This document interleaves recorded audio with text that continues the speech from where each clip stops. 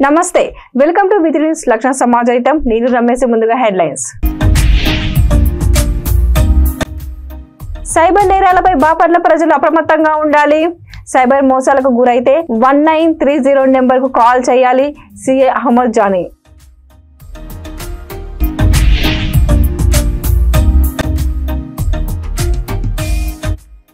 మనసు కవి ఆత్రేయ 35వ వర్ధంతి సభ మనసును అక్షరాలలో ఆవిష్కరించిన మహాకవి ఆత్రేయ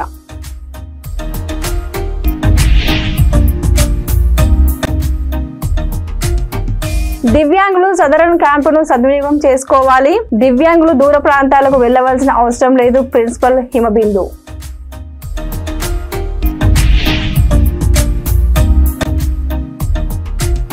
మహిళా అభివృద్ధి శిశు సంక్షేమ శాఖ ఆధ్వర్యంలో జాతీయ పోషణ రక్తహీనత లేకుండా పోషక విలువలతో కూడిన ఆహారం తీసుకోవాలి హిందూప్రియ ఇక డీటెయిల్స్ లోకి వెళ్తే సైబర్ నేరాలపై బాపట్ల ప్రజలు అప్రమత్తంగా ఉండాలని బాపట్ల పట్టణ సిఐ అహ్మద్ జానీ మీడియా ద్వారా తెలియజేశారు రోజు రోజుకు సైబర్ మోసాలు పెరిగిపోతున్నాయని సైబర్ మోసాలకు గురైనప్పుడు 1930 నెంబర్కు కాల్ చేసి ఫిర్యాదు చేయాలని సిఐ అహ్మద్ జానీ తెలిపారు ఖచ్చితంగా సైబర్ నేరాలు మోసాల పట్ల ప్రజలకు పూర్తి స్థాయి అవగాహన కలిగి ఉండాలని అన్నారు సైబర్ మోసాల బారిన పడి ఎంతో మంది డబ్బులు పోగొట్టుకొని నష్టాల బారిన పడుతున్నారని ఆన్లైన్ లింక్స్ ను ఓపెన్ చేయవద్దని ప్రజలను హెచ్చరించారు ప్రజలు తమ వ్యక్తిగత బ్యాంకు వివరాలు అపరిచితులతో పంచుకోవద్దని సిఐ అహ్మద్ జానీ పలు జాగ్రత్తలు తెలియపరిచారు ఆన్లైన్ లో యాప్స్ ను నమ్మి మీ జీవితాలను నాశనం చేసుకోవద్దని మీ విలువైన ఆధార్ కార్డు పాన్ కార్డులను అప్లోడ్ చేయవద్దని సూచన చేశారు ప్రజలకు పోలీసు వారి విజ్ఞప్తి సైబర్ క్రైమ్స్ రోజు రోజుకి పెరిగిపోతున్నాయి సైబర్ క్రైమ్ బారిన పడి చాలామంది మోసపోతూ డబ్బులు పోగొట్టుకుంటూ ఫైనాన్స్గా ఎంతో లాస్ పొందుతున్నారు కొన్ని జాగ్రత్తలు పాటిస్తే వాటిని నివారించవచ్చు అన్నోన్ లింక్స్ క్లిక్ చేయవద్దు 1 2 ఓటీపీ నెంబర్లు చెప్పమని ఎవరు చెప్పినా అడిగినా దయచేసి చెప్పవద్దు సైబర్ క్రైమ్స్ రకరకాలుగా జరుగుతోంది మీకు లాటరీలో డబ్బులు వచ్చాయని లేదు మీకు ఇన్స్టాగ్రామ్ ద్వారా లేదు టెలిగ్రామ్ ద్వారా మీకు టాస్క్ ఇస్తున్నామని దాన్ని చేస్తే మీకు డబ్బులు ఇస్తామని చెప్పి కొన్ని రకాల మోసాలు జరుగుతూ ఉన్నవి దయచేసి ప్రజలు గమనించాలి అదేవిధంగా డబ్బులు పోగొట్టుకున్న వాళ్ళు వెంటనే 1930కి కాల్ చేస్తే ఆ డబ్బులు హోల్డ్ చేయబడతాయి అదేవిధంగా మా దగ్గరకు వస్తే వెంటనే కేసు కట్టి ఆ హోల్డ్ అయిన డబ్బులు ఎవరి నుంచి అయితే పోయినవో వెంటనే వాళ్ళకి తెప్పించే విధంగా మేము చూస్తాము ఆన్లైన్లో లోన్ యాప్స్ మీకు లోన్లు ఇస్తామని చెప్పి అందరూ ఫోన్లు చేస్తూ ఉంటారు దయచేసి ఆన్లైన్లో లోన్స్ తీసుకోవద్దు అదేవిధంగా మీ విలువైన ఆధార్ కార్డు పాన్ కార్డు ఇవి అప్లోడ్ చేయవద్దు మీరు అప్లోడ్ చేసిన తర్వాత వారు మీ సిబిల్ స్కోరు బాగలేదు మీకు లోను రావట్లేదని చెప్పి తీసేస్తారు మీరు అప్లోడ్ చేసిన ఆధార్ కార్డ్ పాన్ కార్డు వాటిని వాళ్ళు ఉపయోగించి వాళ్ళు లోన్ తీసుకొని లోన్ను మీరు కట్టే విధంగా వాళ్ళు మిమ్మల్ని మళ్ళా వేధిస్తూ ఉంటారు దయచేసి మీ విలువైన డబ్బులని కాపాడుకుంటూ అన్నోన్ లింక్స్ని క్లిక్ చేయొద్దు మనసు కవి ఆత్రేయ 35వ వర్ధంతి సభను సాహితీ భారతి ఆధ్వర్యంలో నిర్వహించారు అపురూప అగమ్య అగోచర అద్భుత శక్తి అయిన మనసును అక్షరాలలో ఆవిష్కరించిన మహాకవి ఆత్రేయ అని ఆదం షఫీ కొనియాడారు సాహితీ భారతి ఆధ్వర్యంలో బాపట్ల జమేదారుపేటలోని సాహితీ భారతి కార్యాలయంలో జరిగిన ఆత్రేయ 35వ వర్ధంతి సభకు ఆదం షఫీ అధ్యక్షత వహించారు ఆత్రేయ మనమే నీ భాష ఓ మూగ మనస అనే పాటలో మనసు స్వభావాన్ని మంచి తత్వాన్ని జీవిత సత్యాన్ని అద్భుతంగా విశ్లేషించారని తెలియజేశారు ఈ సభలో పలువురు వ్యక్తులు మాట్లాడారు ఎం జాకబ్ కస్తూరి శ్రీనివాసరావు బొడ్డుపల్లి శ్రీరామచంద్రమూర్తి కాళిదాసు పువ్వాడ వెంకటేశ్వర్లు తదితరులు పాల్గొని ఆత్రేయ చిత్రపటానికి పూలమాలలు వేసి ఘన నివాళులు అర్పించారు అపురూపమైనది అగోచరమైనది అగమ్యమైన అద్భుత శక్తి మనసు ఈ మనసుని చక్కటి అక్షరాలతో విశ్లేషించిన విడమర్చి చెప్పిన మహాకవి ఆత్రేయ.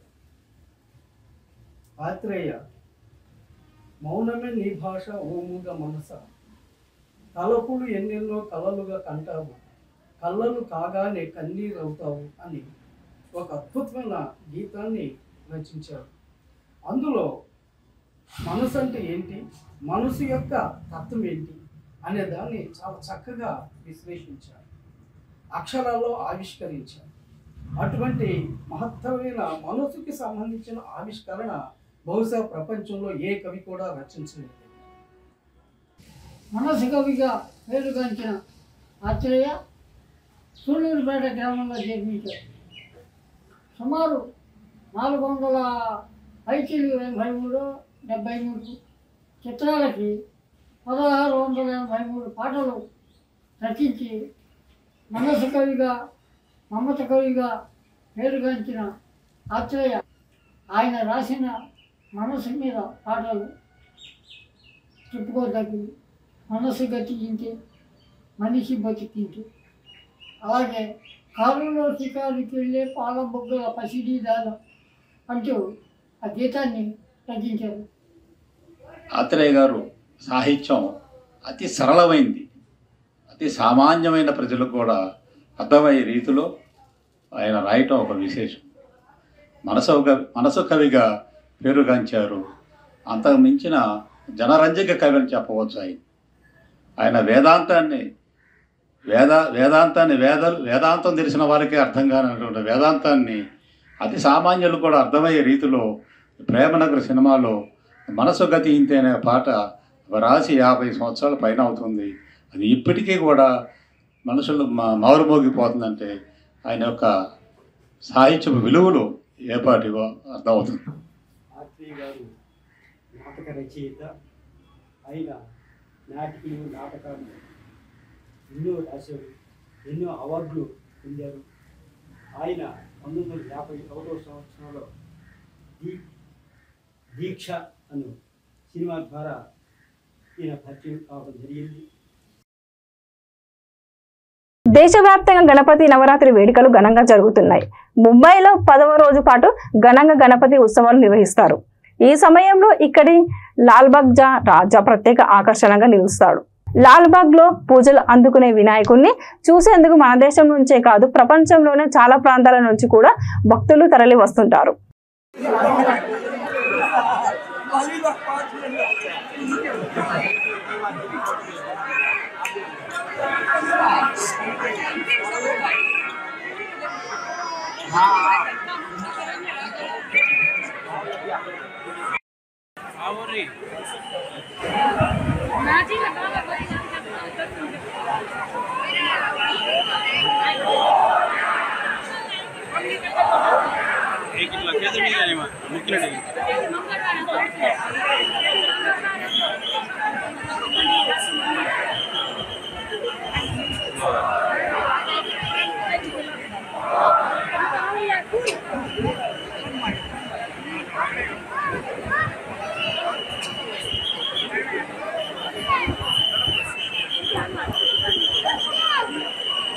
సదరన్ సర్టిఫికేట్ కోసం రిజిస్ట్రేషన్ చేసుకున్న దివ్యాంగులు క్యాంపును సద్వినియోగం చేసుకోవాలని సింగరేణి మెడికల్ కళాశాల ప్రిన్సిపల్ హిమబిందు సూచించారు. పెద్దపల్లి జిల్లా గోదావరిఖని ప్రభుత్వ జనరల్ ఆసుపత్రిలో మొట్టమొదటిసారి సదరన్ క్యాంప్ ఏర్పాటు చేసినట్లు ఆమె పేర్కొన్నారు. ప్రభుత్వ ఆసుపత్రిలో అన్ని విభాగాలకు చెందిన నైపుణ్యం కల వైద్య బృందం ఉందని, దివ్యాంగులు దూర ప్రాంతాలకు వెళ్లవలసిన అవసరం లేదని ఆమె అన్నారు. క్యాంపు నిర్వహణకు అనుమతించిన జిల్లా కలెక్టర్ శ్రీహర్ష, రామగుండం ఎమ్మెల్యే రాజ్ ఠాగూర్లకు ప్రిన్సిపల్ హిమబిందు కృతజ్ఞతలు తెలిపారు.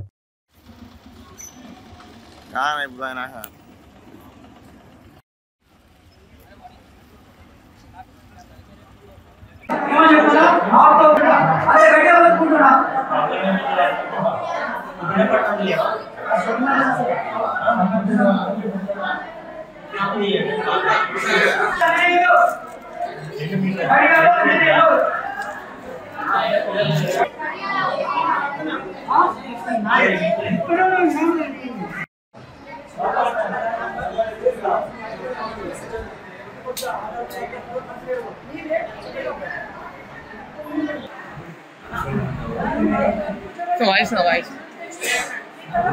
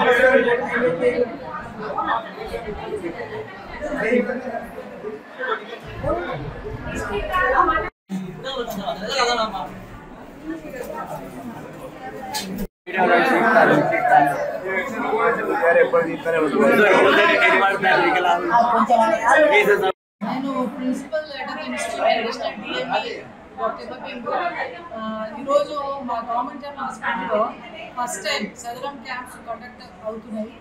అండ్ ఇది మన లాస్ట్ హాస్పిటల్ సొసైటీ మీటింగ్లో మేము కూడా మెడికల్ కాలేజ్ హాస్పిటల్ వచ్చింది కాబట్టి ఇంతమంది స్పెషలిస్ట్ ఉన్నారు ఇక్కడ. ఆర్థో స్పెషలిస్టులు, ఐసోమెట్రీ స్పెషలిస్టులు, ఈఎన్టీ స్పెషలిస్టులు, ఇంకా వేరే అన్ని స్పెషలిస్టులు ఉన్నారు కాబట్టి ఇక్కడ క్యాంప్ ఎందుకు చేయకూడదు అని అడిగితే మన ఆనరబుల్ ఎమ్మెల్యే గారు ప్లస్ మా కలెక్టర్ గారు వాళ్ళ అనుమతి ఇచ్చి ఇక్కడ సదరం క్యాంప్ కూడా కండక్ట్ చేయాలని అనుమతి ఇచ్చారు.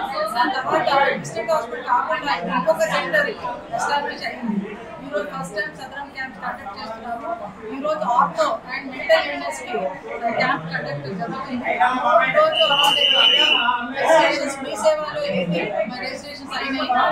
అండ్ ఈరోజు ఇంతమంది ఇక్కడ పీపుల్ అయితే రాకుండా చాలా చాలా ఉపయోగం ఉంటుంది. అంత దూరం వెళ్ళమని వెళ్ళకుండా ఇక్కడే వచ్చి అటెండ్ చేసి ఇక్కడ వాళ్ళు బెనిఫిట్ వెరీ హ్యాపీ జరుగుతుంది. అలాగే పబ్లిక్కి ఇక్కడ ఉన్న సర్వీసెస్ బాగుంటుందని. ఆర్ఎంపీ పిఎంపీ వైద్యుల ఆసుపత్రులపై ఇండియన్ మెడికల్ అసోసియేషన్ వైద్యుల దాడులను నిరసిస్తూ కిలా వరంగల్ నుండి తహసీల్దార్ కార్యాలయం వరకు ఆర్ఎంపీ పిఎంపీ వైద్యులు నిరసన ర్యాలీ చేపట్టారు. టీఎంసీ దాడులు ఆపాలని, వైఎస్ రాజశేఖర రెడ్డి ప్రభుత్వంలో అమలు చేసిన ప్రభుత్వం జీవో అమలు చేయాలని, ఎన్ఎంసీ దాడుల నుండి ఉపశమనం కావాలని వారి ప్రధాన డిమాండ్స్ తెలియజేశారు. ఈ కార్యక్రమంలో Telangana RMP PMP welfare association Warangal జిల్లా అధ్యక్షులు నరేంద్రులు శ్రీనివాస్, మండల అధ్యక్షుడు రామగోని శ్యామ్ ప్రసాద్ తదితరులు పాల్గొన్నారు.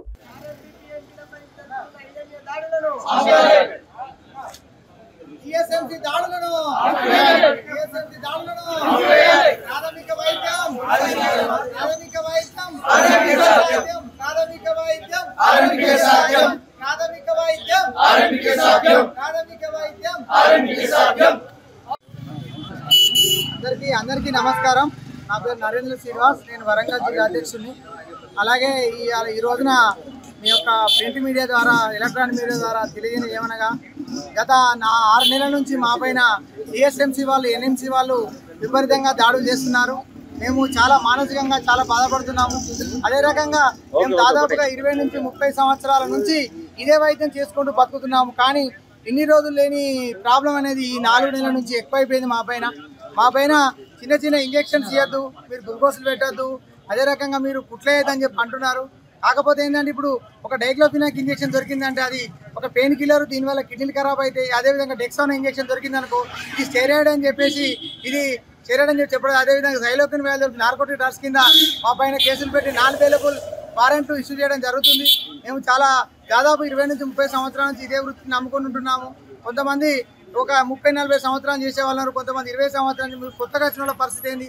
ఒకవేళ ఇది గిట్ట పోయిందనుకో మేము రోడ్డు మీద పడి ఆత్మహత్యలు చేసుకునే రకంగా తయారయ్యే విధంగా. ఎందుకంటే ఈ రోజులలో మేము మాకు ఏ విధమైనటువంటి ఉపాధి ఇవ్వకుండా పర్లేదు, కానీ దయచేసి మా పని మీద మమ్మల్ని చేసుకొని ఇస్తే మా పిల్ల బాబాలను మా పొట్ట మీద కొట్టకండి. ఎందుకంటే మేము దాదాపుగా 4 రోజుల నుంచి వెళ్ళి మేము వరంగల్ జిల్లా వ్యాప్తంగా మేము బంద్ పాటించడం జరిగింది.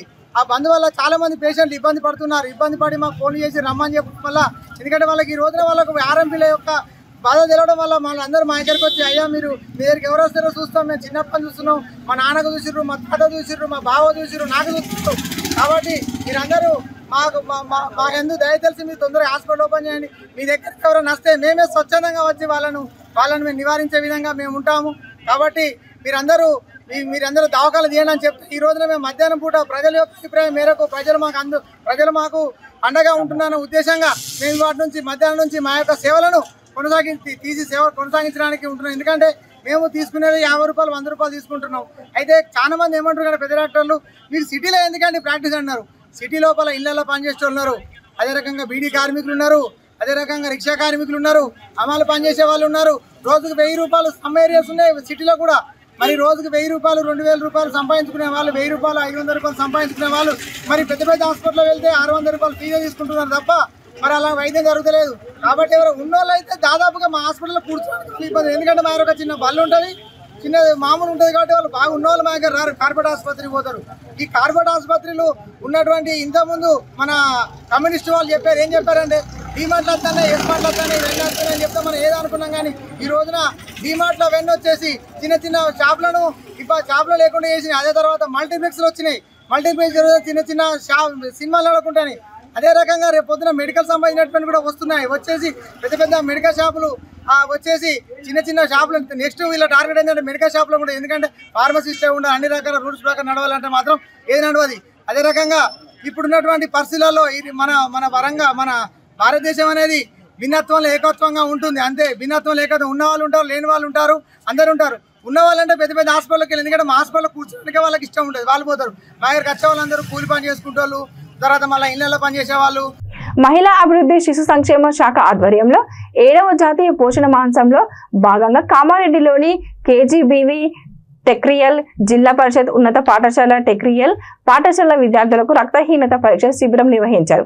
ఈ కార్యక్రమానికి జిల్లా కలెక్టర్ ఆశీష్ సాంగ్విన్, మున్సిపల్ చైర్పర్సన్ గడ్డం హిందూప్రియ ముఖ్య అతిథిగా పాల్గొని రక్తహీనత పట్ల విద్యార్థినులకు అవగాహన కల్పిస్తూ కిషోర్ బాలికలు రక్తహీనత లేకుండా పోషక విలువలతో కూడిన ఆహారం తీసుకోవాలని అన్నారు. ఈ కార్యక్రమంలో vice chairman Anitha, BW Bavaiah, DMHO Chandrasekhar, DEO Raju, సిడిపిఓలు, సూపర్వైజర్లు, హెల్త్ డిపార్ట్ స్టాఫ్, ఉపాధ్యాయులు, అంగన్వాడీ టీచర్లు, ఆశా వర్కర్లు పాల్గొన్నారు.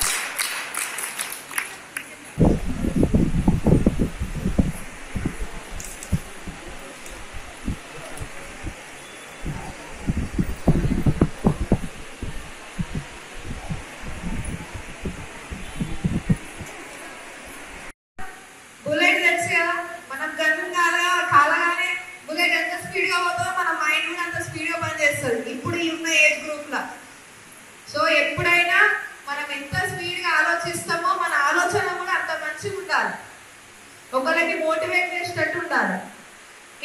ఎంతమందికి ఇక్కడ హంస బర్డ్ తెలుసు? హంసని ఏమంటారు?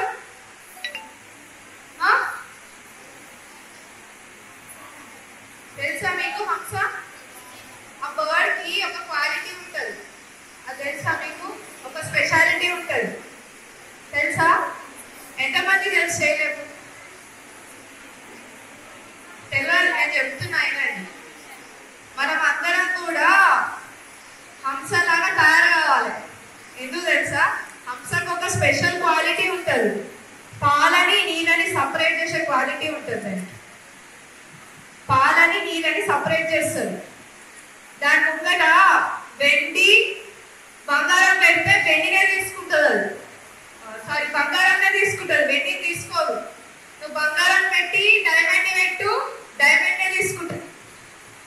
మనుషులు ఏం చేస్తారు? మంచిని చెడుని వెళ్తే ఏం తీసుకుంటున్నాం? మంచి తీసుకో మనం. అందుకే ఏదైనా కానీ మనం మంచిగానే తీసుకోవాలా, మంచిగానే ఆలోచించాలి. మనం అందరం కూడా హంసలాగానే తయారు కావాలి. ఓకేనా? అందరు కూడా ఏవైతే మీ గోల్స్ ఉన్నాయో దానికి తీస్తున్నాను. ఇప్పటిదాకా సార్ వాళ్ళు చెప్పింది మీకు అర్థమైంది కదా? అర్థమైందా లేదా? సార్ వాళ్ళు చెప్పేది కూడా మీ మంచిగా చెప్తారు. ఏదున్నా మీ ఆరోగ్యం బాగుండాలనే చెప్తారు. నేను రాగానే కొంతమంది పిల్లల్ని అడిగిన పెద్దలైనాక ఏం అవ్వాలనుకుంటున్నారు అని అడిగినా లేదా? ఒక కలెక్టర్ అన్నారు, ఒక టీచర్ అన్నారు, ఒక లాయర్ అన్నారు, ఒక డాక్టర్ అన్నారు. మీరు ఏం చేస్తూ గట్టిగా చప్పట్లు కొట్టండి. అలాగే ఈ ఉమెన్స్ ఎంపవర్మెంట్ సంబంధించిన సఖీ సెంటర్స్ కానీ ప్రతి ఒక్కరు కూడా మోటివేట్ చేస్తున్నందుకు ఉమెన్ ఎంపవర్మెంట్ వాళ్ళ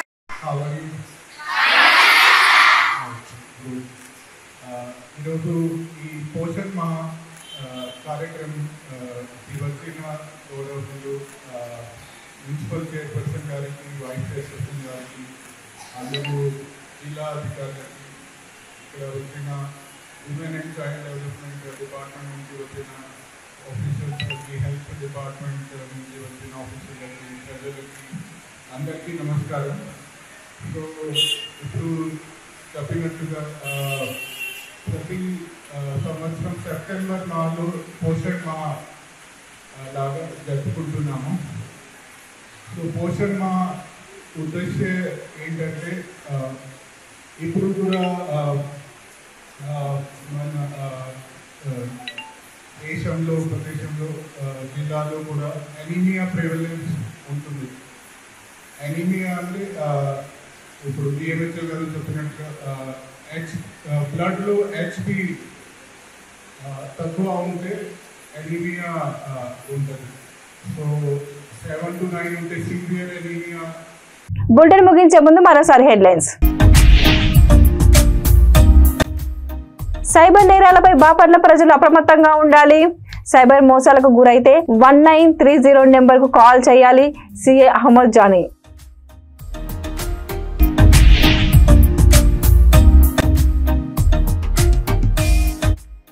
మనసు కవి ఆత్రేయ 35వ వర్ధంతి సభ. మనసును అక్షరాలలో ఆవిష్కరించిన మహాకవి ఆత్రేయ.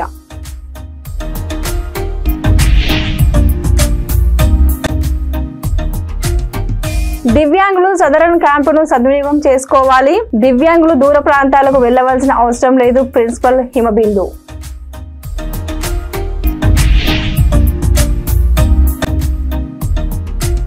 మహిళా అభివృద్ధి శిశు సంక్షేమ శాఖ ఆధ్వర్యంలో జాతీయ పోషణ రక్తహీనత లేకుండా పోషక విలువలతో కూడిన ఆహారం తీసుకోవాలి. హిందూ ప్రియ. ఇవి బులెటిన్ అప్డేట్స్. చూస్తుండండి విద్యార్థుల లక్ష్య సమాజ్. అయితే నమస్కారం.